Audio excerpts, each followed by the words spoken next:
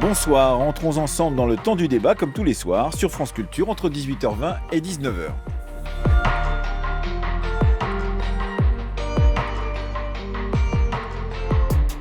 À l'ordre du jour ce soir, EPR, le nucléaire à tout prix. Ce matin, l'ancien patron du groupe automobile PSA, Jean-Martin Folz, remettait à Bruno Le Maire, le ministre de l'économie, un rapport d'audit sur les coûts de l'EPR de Flamanville dans la Manche. Tout en estimant que cette technologie nucléaire avait démontré sa pertinence, son rapport pointait les défaillances techniques et industrielles dans la mise en œuvre de cette technologie et qualifiait ce projet d'échec pour EDF. Bruno Le Maire a immédiatement demandé de remettre la filière nucléaire française au meilleur niveau d'exigence.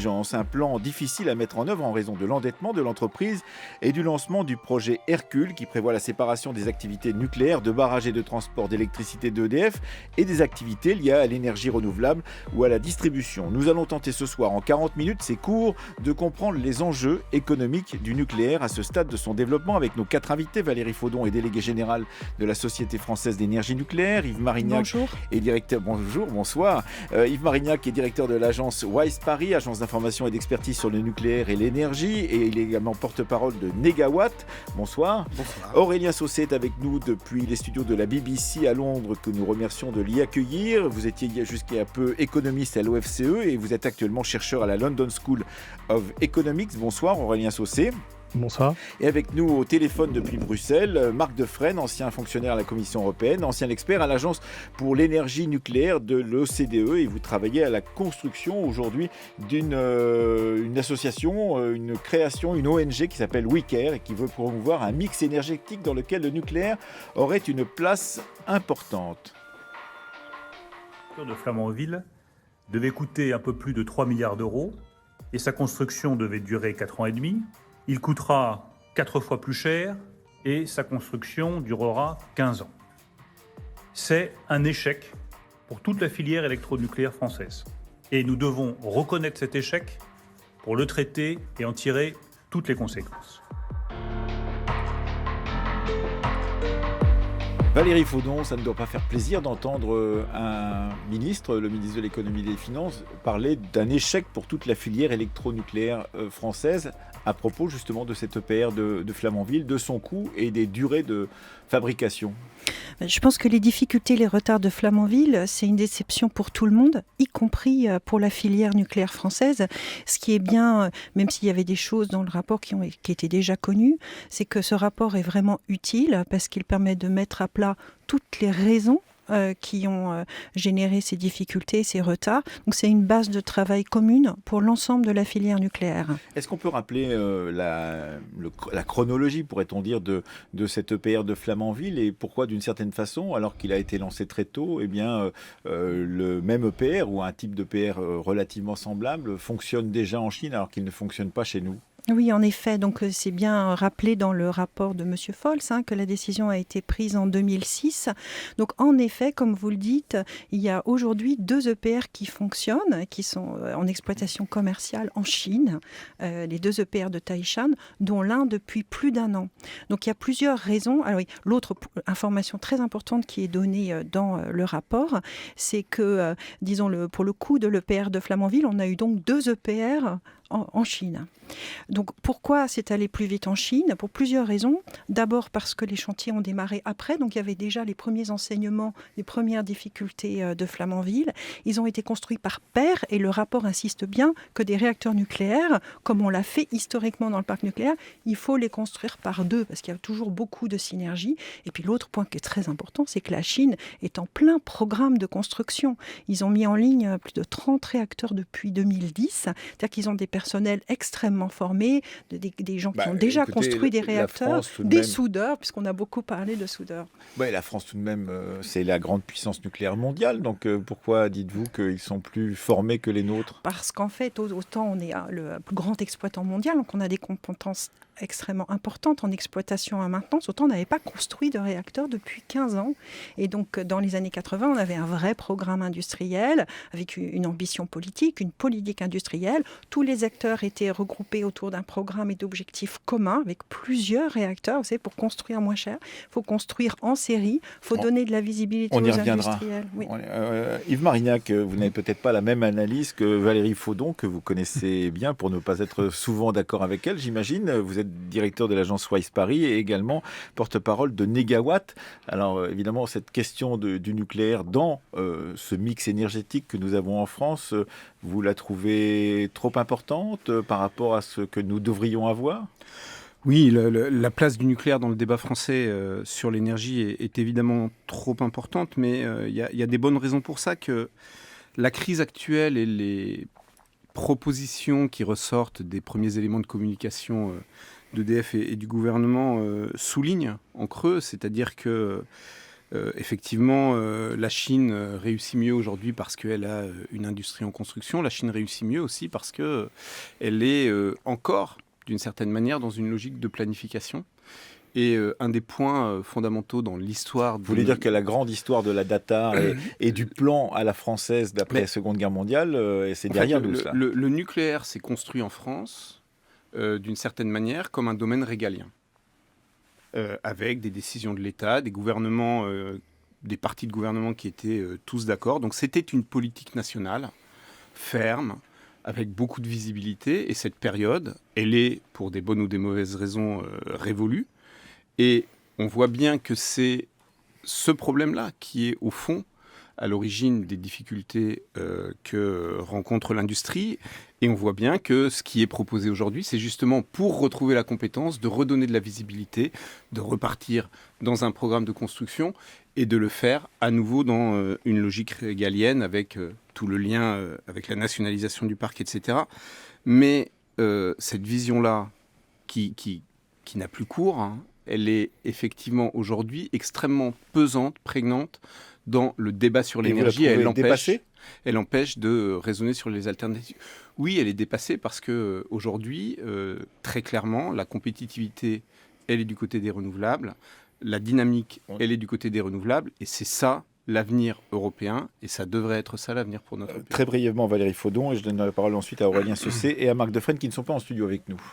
L'avenir, il est nucléaire et renouvelable. On a besoin des deux, et tous les grands experts, d'abord les experts internationaux du climat, mais aussi les experts de l'OCDE, on va les entendre, disent qu'il va falloir, pour avoir ce grand plan Marshall du climat qu'on attend, il faudra du nucléaire et des renouvelables. Et en ce sens, pour reprendre le mot de régalien, oui, le nucléaire est régalien, parce que c'est une infrastructure stratégique, puisque cet EPR, en fait, on va en avoir besoin pour fournir de l'électricité de manière massive, 24 heures sur 24, tout ça sans émettre les fameux gaz à effet de serre responsables du climat, donc on en aura besoin pour atteindre nos objectifs climatiques. Aurélien Cessé, vous êtes économiste, je rappelle que vous avez été à l'OFCE jusqu'à il y a peu, et que vous êtes maintenant chercheur à la London School of Economics. C'est pour ça que vous êtes dans les studios de la BBC à Londres avec nous. Qu'est-ce que vous pensez justement, en tant qu'économiste, vraiment de cette question du coût, puisque nous voulions justement axer notre discussion dans un premier temps sur cette question du coût justement de l'EPR, mais plus généralement du nucléaire tel qu'il fonctionne à la française? Justement, en fait, ce qui a surpris au cours des 10 dernières années par rapport au coût du nucléaire et surtout par rapport aux autres technologies de production d'électricité, notamment renouvelables, c'est que le coût du nucléaire a tendance à augmenter au fil du temps. Juste un chiffre très rapide, au cours des 10 dernières années, si on regarde le coût moyen d'installation, pas seulement en France, mais le coût de construction des réacteurs dans les pays qui en ont construit cette dernière décennie, on a une augmentation du coût de 25% pour le nucléaire, alors que dans le même temps, le solaire a été divisé par 10, et l'éolien a été divisé par 4. Et pourquoi cette augmentation alors qu'a priori, on est dans une technologie connue? Alors, la raison qui est souvent mise en avant, c'est que les normes de sécurité ont été renforcées, notamment suite à l'incident de Fukushima. Parce qu'il faut se souvenir qu'il y a 10 ans, on parlait d'une renaissance du nucléaire au niveau mondial, notamment déjà pour lutter contre le changement climatique, et que suite à Fukushima, le renchérissement des normes, plutôt le renforcement des normes de sécurité a conduit à un renchérissement. Et si on regarde l'EPR, une des difficultés de construction de l'EPR par rapport à la deuxième génération, donc la génération qu'on avait construite dans les années 80, c'est justement cette deuxième enceinte de confinement qui est construite autour du réacteur Et et qui qui est complexifie la nécessaire pour les construction, nouvelles normes, qui est tout à normes fait, non, mais justement. je ne suis pas du tout en train de la remettre en cause, bien entendu, mais qui en tout cas conduit à un renchérissement. Et donc, on n'a pas cet effet de réduction des coûts. Et alors, l'autre élément, c'est que de la même façon que pour le nucléaire, quand on se construisait en grande série, on avait une diminution des coûts, c'est vrai pour les autres technologies. Et le monde entier parie sur les renouvelables, ce qui fait qu'on a des installations de capacité, là on a presque installé 200 gigawatts de renouvelables au cours de l'année 2018 au niveau mondial. Donc ça forcément, on a un apprentissage et une réduction des coûts sur l'ensemble du globe, alors que c'est vrai que les ambitions nucléaires, y compris de la Chine, qui avait un plan très ambitieux dans son plan quinquennal il y a 10 ans et qui aujourd'hui est très en dessous en termes de nombre de réacteurs construits ou installés, on a plutôt une réduction de la voilure sur les programmes nucléaires internationaux, et y compris en France. Ouais. Et pour vous, Marc Defrene, qui est ancien fonctionnaire à la Commission européenne et ancien expert à l'Agence pour l'énergie nucléaire de l'OCDE, vous n'êtes pas d'accord avec ce que dit votre confrère Aurélien Lassaussé sur ces coûts, le coût justement du nucléaire dans un budget comme celui de la France? Écoutez, je pense que vous m'entendez là. Oui, oui, très bien. Vous Parfaitement m'entendez bien. Très bien. Écoutez, je pense qu'il y a beaucoup de choses vraies qui ont été dites par les trois intervenants précédents. Moi, ce que j'aimerais, surtout en tant qu'ancien fonctionnaire à la Commission européenne, c'est remettre cela peut-être dans un cadre général qui est le cadre européen. Et en fait, il faut réfléchir véritablement en termes de système global. Il faut remettre le nucléaire dans sa place, dans le rôle qu'il a joué dans un mix énergétique bas carbone du futur. Vous savez qu'au niveau européen et au niveau des pays européens, il y a cette perspective d'arriver à la neutralité carbone en 2050, c'est-à-dire d'avoir un mix, une électricité complètement décarbonée, sans plus du tout avoir recours aux énergies fossiles d'ici à 2050 et d'aller le plus rapidement possible dans cette transition énergétique. Et évidemment, bien entendu, les renouvelables, tout le monde est partisan et c'est tout à fait normal, ils sont complètement décarbonés, ils ont leur rôle à jouer. L'efficacité énergétique également a son rôle à jouer. Ceci dit, on évoluera vers plus d'électricité et plus d'électrification. Et donc en fait, il faut quand même à un moment donné faire la part des choses entre les mythes et les réalités. Parce que les renouvelables et les renouvelables intermittents en particulier, qui ont besoin de pouvoir fournir avec des capacités de stockage, avec éventuellement des recours à la combinaison avec certains gaz tels que l'hydrogène et autres, tout cela reste véritablement à développer et à démontrer. Donc, il n'y a pas photo. Il faut rester réaliste et dans ce réalisme-là, le nucléaire a son rôle à jouer. D'abord et avant tout, déjà les centrales existantes, il serait tout à fait logique aussi en termes de coûts, puisque nous parlons de coûts en particulier, d'aller le plus loin possible en termes d'extension de vie des centrales existantes. Il faut lire à ce titre-là le dernier rapport de l'Agence internationale de l'énergie. Je dis bien l'Agence internationale de l'énergie. Je ne parle pas de l'Agence de l'énergie nucléaire, de l'OECD qui est sorti au mois de mai dernier et qui explique très bien que la manière la plus économique de produire de l'électricité aujourd'hui, c'est d'aller en extension de vie vers les centrales nucléaires existantes. Tout ça dans un mix énergétique avec le renouvelable. Je suis pas du tout en train de me mettre en opposition ici au développement des énergies renouvelables. Après ça, il faut continuer à viser vers le futur, vers le plus long terme. Et pour ça, il faut en tout cas, et c'est bien ce que montre le rapport Foltz également, il faut s'assurer à maintenir la capacité, la compétence, les industries de support qui viennent en support à la construction des centrales. Et donc, il faut bien rentrer à un moment donné dans une phase de démonstration et dans une phase de démonstration dans un effet de série. Donc il ne faut pas aujourd'hui se lancer dans un programme de construction de 20 ou 30 nouvelles centrales nucléaires en France, mais il faut un minimum de façon à pouvoir assurer la capacité d'un pays comme la France de rester présente sur le nucléaire. Vous êtes donc d'accord avec Valérie Faudon, Yves Marignac, sur à la fois le maintien de centrales anciennes dont on va poursuivre l'exploitation plus loin que ce qui était prévu, plus loin que les 40 ans qui étaient prévus, mais également sur la nécessité ou pas de recréer de nouvelles centrales, et en particulier ces fameuses EPR, en développant justement cette technologie de l'EPR après Flamanville, puisque c'est cette question qui est en jeu. Sur votre deuxième point, c'est-à-dire la nécessité ou non de nouveaux réacteurs, on vient de parler justement de réfléchir en termes de système global et encore une fois, aujourd'hui, les potentiels de maîtrise de la consommation l'efficacité, mais aussi la sobriété et les potentiels de développement des renouvelables, y compris avec les systèmes de stockage dont on a besoin à l'horizon 2030-2040 pour aller vers 100% de renouvelables électriques. Et système de stockage, c'est donc pour pouvoir stocker justement une électricité qu'on ne sait pas véritablement stocker aujourd'hui. Alors l'électricité aujourd'hui, on sait la stocker, mais on ne sait pas la stocker dans les quantités et pour les durées qui peuvent apparaître nécessaires dans un système qui fonctionnerait avec 100% de renouvelables et qui ne fonctionnerait plus avec ce qui est la base aujourd'hui du système, c'est-à-dire ce qu'on appelle les centrales en base, comme les centrales nucléaires justement. Mais ce système de l'avenir, il existe, il est envisageable. Le GIEC, donc les experts du climat, a bien montré dans son rapport récent sur les trajectoires 1,5 degré que des scénarios où il n'y a plus de nucléaire sont tout à fait susceptibles de répondre à cet objectif 1,5 degré. Et aujourd'hui, le point sur le nouveau nucléaire, c'est que chaque euro investi ne peut être investi qu'une fois. Et donc, il faut l'investir de façon urgente dans les choses les plus efficaces, les plus efficientes pour réduire le plus vite possible les émissions de gaz à effet de serre. Investir aujourd'hui des euros dans un programme nucléaire qui ne fournira des résultats au vu du retour d'expérience que dans 15 ans ou 20 ans, alors qu'on peut dans 5 ans avoir des résultats sur de la maîtrise de la demande, sur des énergies renouvelables, sur les renouvelables, ça c'est plus rentable, beaucoup plus rapide, beaucoup plus efficace par euro investi. Et donc aujourd'hui, il n'y a pas photo là-dessus. Simplement sur les centrales existantes. Ouais. Et leur poursuite de vie. C'est un raisonnement à très court terme de penser que le meilleur moyen de maintenir nos émissions basses est d'investir dans leur prolongation. D'abord parce qu'en faisant ça, on n'investit pas dans la préparation de l'avenir. Et puis parce qu'elles sont quand même vieillissantes et qu'il y a le risque croissant d'accident à mettre dans l'équation. Valérie Faudon. Oui, je pense que le climat, c'est maintenant. C'est urgent et c'est maintenant. Moi, je pense que c'est vraiment une faute contre le climat aujourd'hui de fermer une centrale nucléaire qui, en plus, est vraiment autorisée, a été inspectée par l'autorité de sûreté qui dit qu'elle est fiable et qu'elle peut fonctionner, de fermer une centrale nucléaire alors qu'à côté, il y a des centrales à charbon qui fonctionnent.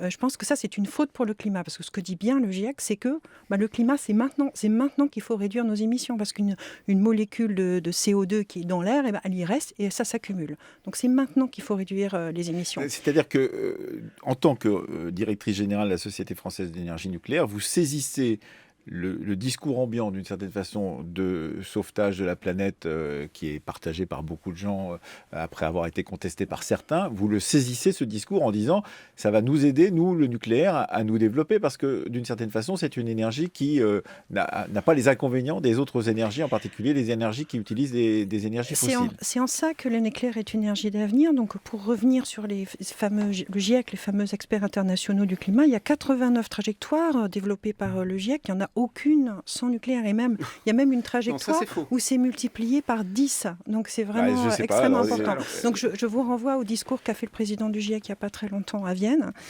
Et donc pourquoi on va avoir besoin de nucléaire ? Parce que ce système qu'on imagine avec que des renouvelables et du stockage, on ne sait pas si ça peut fonctionner à grande échelle. Donc c'est un pari. Mais si c'est un pari sur le climat. Donc ce qu'on sait aujourd'hui, c'est qu'il faut un socle nucléaire. Et c'est d'ailleurs tous les scénarios le disent, y compris ceux de la Commission européenne qu'on ne peut pas accuser d'être pro-nucléaire. Ils disent qu'il faut environ une grande partie, environ 110 gigawatts de nucléaire à 2050, dont au moins 40 en France. Donc c'est moins qu'aujourd'hui, mais ça veut dire qu'il faut être en mesure dans les années 2030-2040 de renouveler une partie de notre parc nucléaire. Et ça, on le fera avec des EPR. Aurélien Saucé, vous êtes en duplex avec nous depuis les studios de la BBC à Londres. Oui, j'aimerais revenir peut-être sur 3 des déclarations qui ont été faites. La première sur l'extension des centrales. Le problème, c'est qu'on mélange un petit peu la question de la construction de nouvelles centrales de génération 3, donc qui sont les EPR. Mais c'est généralement mélangé par les décideurs publics. En l'occurrence, le gouvernement mélange les deux, souvent la plupart du temps. C'est-à-dire à la fois poursuivre les centrales, l'existence des centrales, et de l'autre côté, en construire de nouvelles. Ça fait partie du discours gouvernemental. Tout à fait, mais en termes de coûts, c'est très très différent. Et donc on a noté que en tout cas l'intervenant de la Nuclear Energy Agency a noté que c'était un coût d'électricité faible de les prolonger, les centrales actuelles, au-delà de leur durée de vie initialement prévue de 40 ans. Et je vous renvoie au rapport de la Cour des comptes de 2016 qui notait que c'était quand même 980 millions d'euros par réacteur. Et donc, pour qu'on arrive à un coût de l'électricité qui soit comparable à celui qu'on a pu connaître sur les 40 premières années d'exploitation de ces réacteurs, il faudrait que leur prolongation dure 20 ans. Et ça, c'est sujet à l'approbation de l'autorité de sûreté nucléaire en France.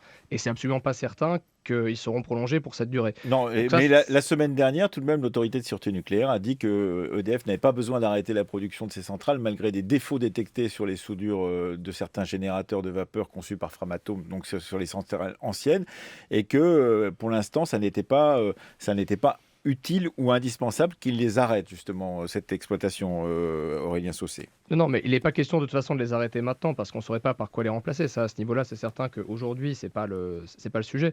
Mais on recule finalement la date de décision de ce qu'on va faire après ces générations nucléaires de 10 ou 20 ans. Donc c'est quand même un débat qu'on doit avoir maintenant, de savoir si on doit continuer dans la filière nucléaire en France ou si on doit en sortir progressivement.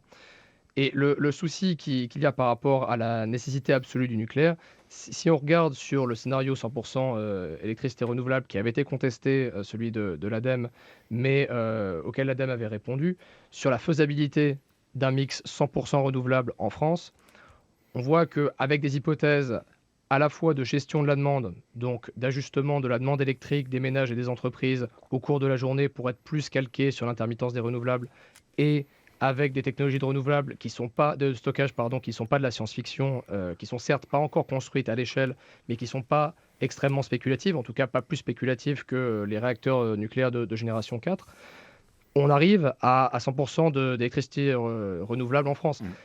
Donc c'est la question de la réduction de la part du nucléaire, elle est aujourd'hui non plus une question technologique, ni même une question économique, parce que lorsqu'on regardait les impacts macroéconomiques d'une transition vers ce 100% d'électricité renouvelable, l'évaluation qu'on avait réalisée à l'OFCE, on observait qu'on n'avait pas un coût qui était supérieur au fait de rester à la part actuelle de 3/4 d'électricité nucléaire, pour la bonne et simple raison, une fois encore, qu'on a eu un effondrement des coûts des renouvelables que personne n'anticipait il y a 10 ans. Je travaillais moi-même à l'Agence internationale de l'énergie il y a 10 ans, dans nos scénarios.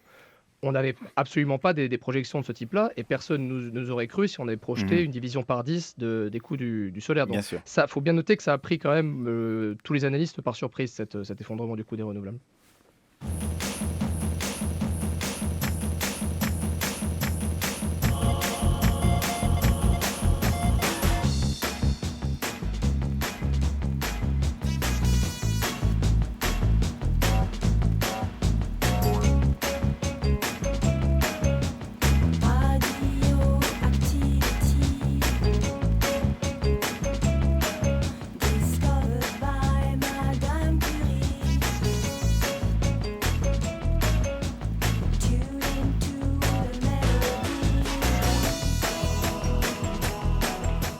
France Culture, le temps du débat, Emmanuel Laurentin.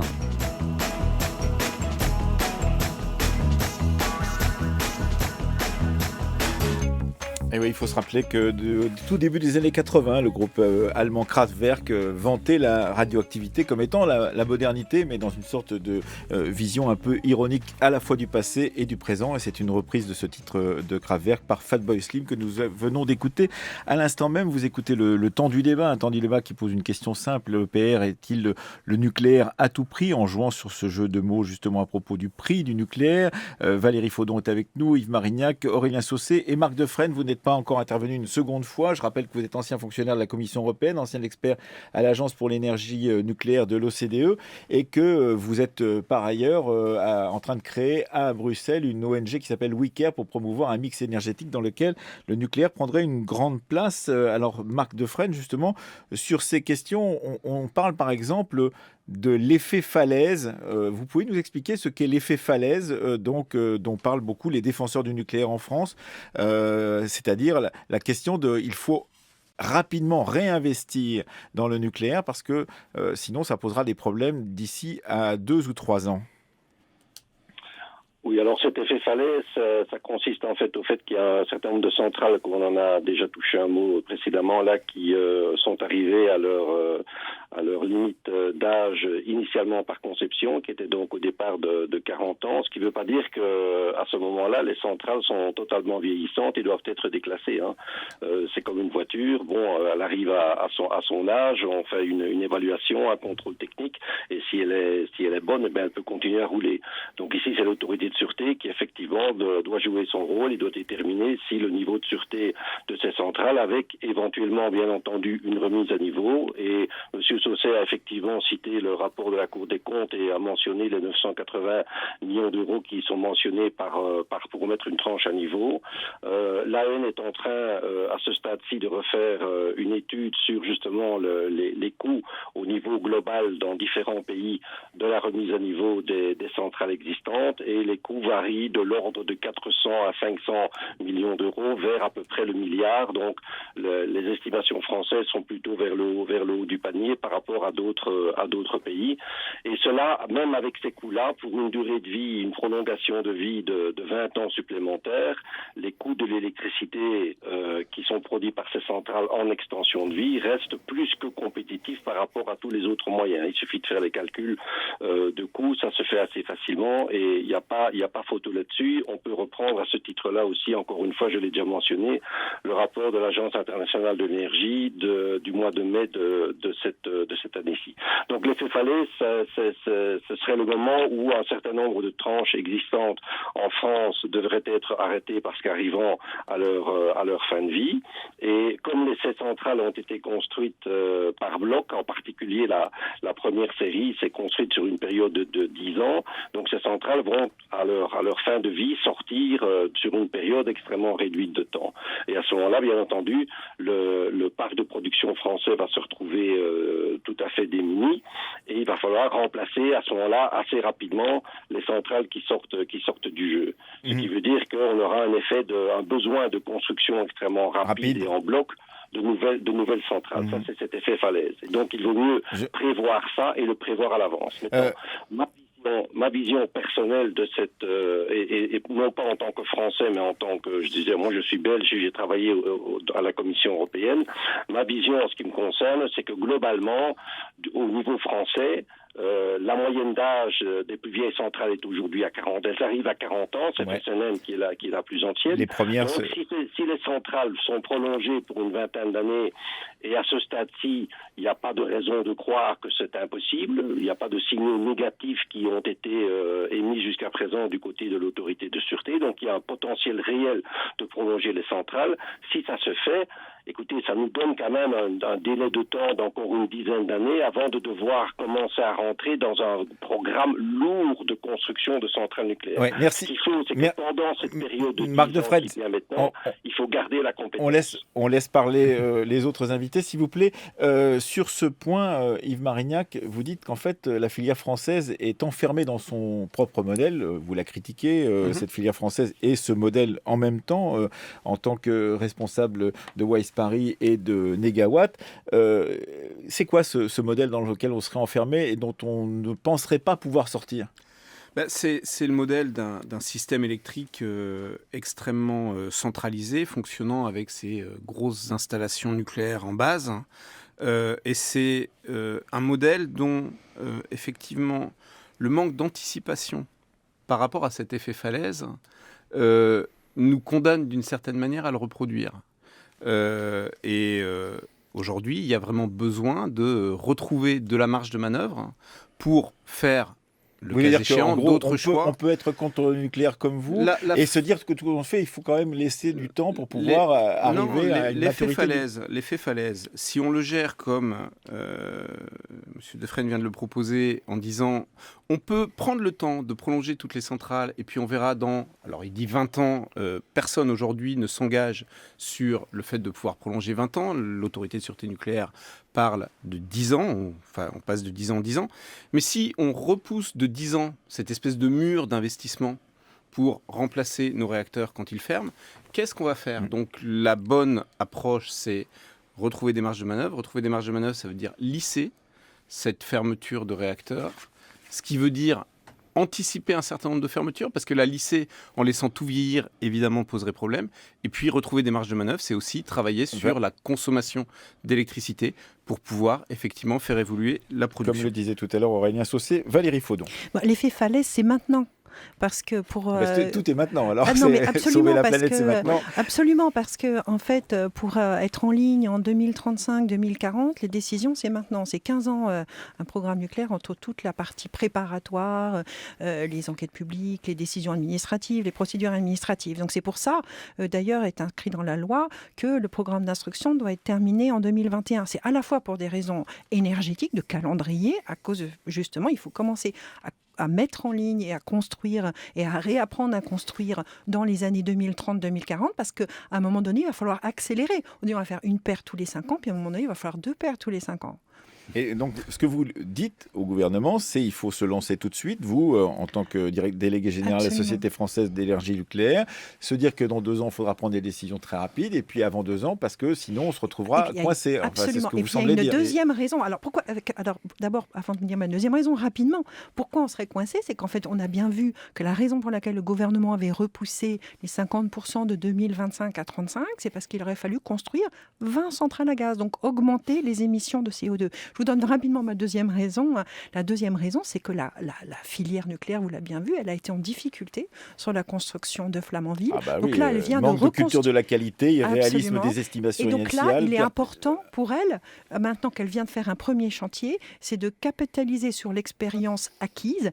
Et il n'y a pas à dire, c'est en forgeant qu'on devient forgeron, c'est en construisant qu'on apprend à construire. On a du mal à comprendre tout de même pourquoi cette grande industrie française a perdu autant. Je veux bien comprendre que pendant 15 ans, on n'a pas construit de centrale, mais néanmoins, le savoir-faire, il était présent, il était encore là chez la plupart de ceux qui fabriquaient ou qui auraient pu fabriquer les centrales. Les gens sont partis à la retraite, et puis vous savez, imaginez que vous ne faisiez pas votre métier pendant 15 ans, vous allez perdre de l'expérience de faire votre métier. Vous savez, la radio, c'est comme le vélo, ça s'apprend, et après, on n'a jamais oublié. C'est vrai dans tous les métiers techniques en particulier. Sur ce point, Yves Marignac, Aurélien Saucé ensuite.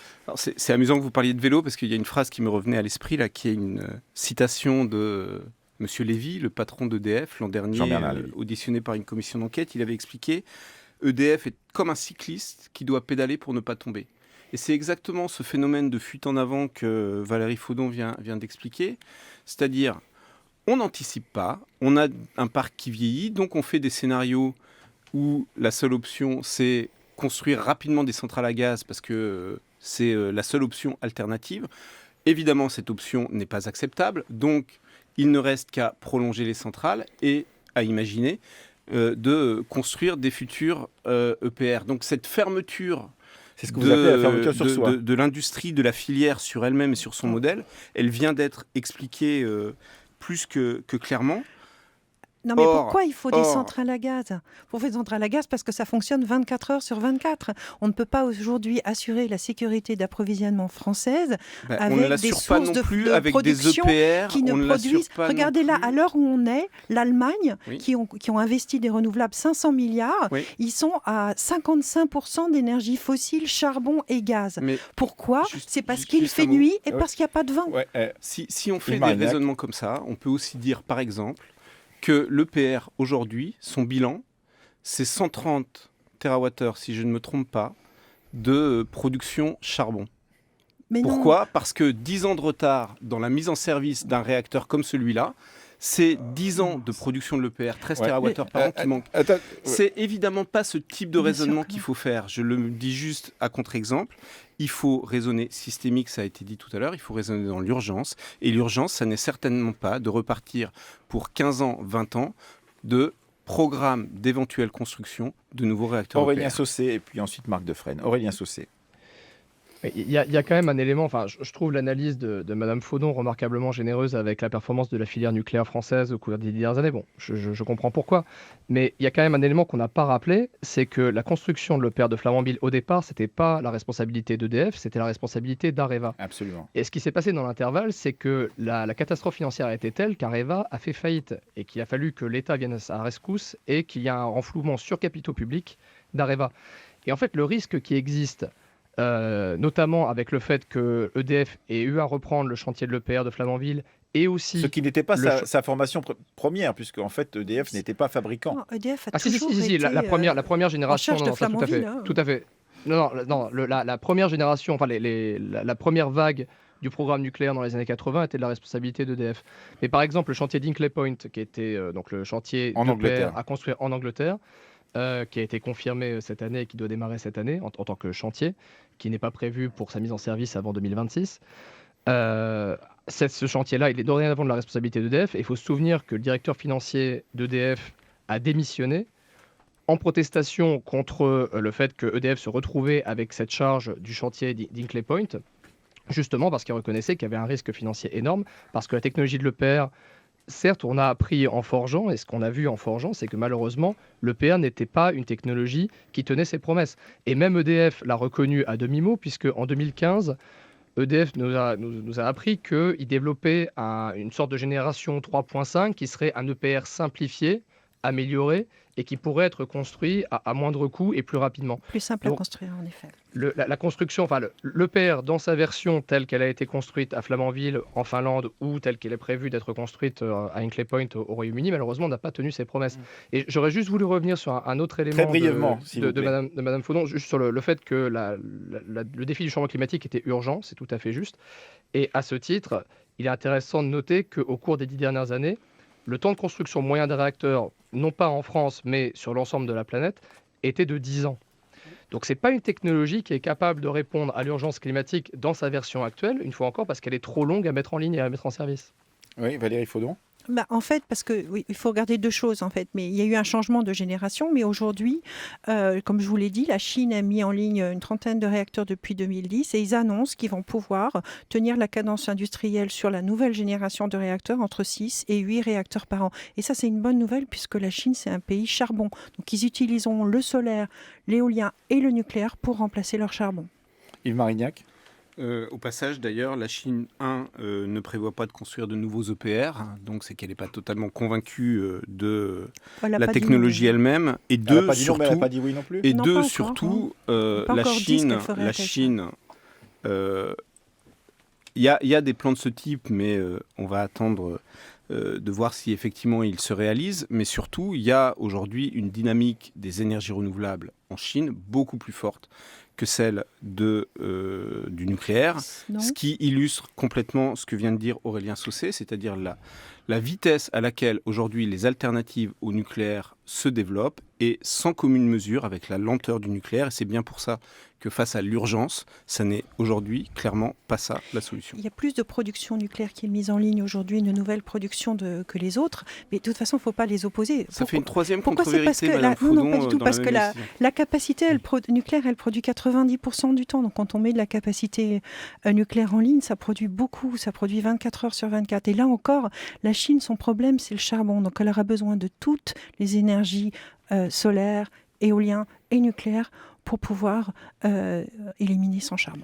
Merci à vous quatre d'avoir discuté tranquillement de cette question qui pourtant échauffe assez souvent les esprits et les échauffe depuis maintenant plus de 40 ans autour de cette question du nucléaire et des autres énergies. Merci à vous Valérie Faudon. Je rappelle que vous êtes déléguée générale à la Société française d'énergie nucléaire. Yves Marignac, directeur de l'agence Wise Paris, mais également porte-parole de Négawatt. Aurélien Saucé, merci d'avoir été avec nous depuis Londres où vous enseignez à la London School of Economics, et Marc Defresne depuis Bruxelles. Je rappelle que vous êtes ancien expert pour l'Agence de l'énergie nucléaire de l'OCDE.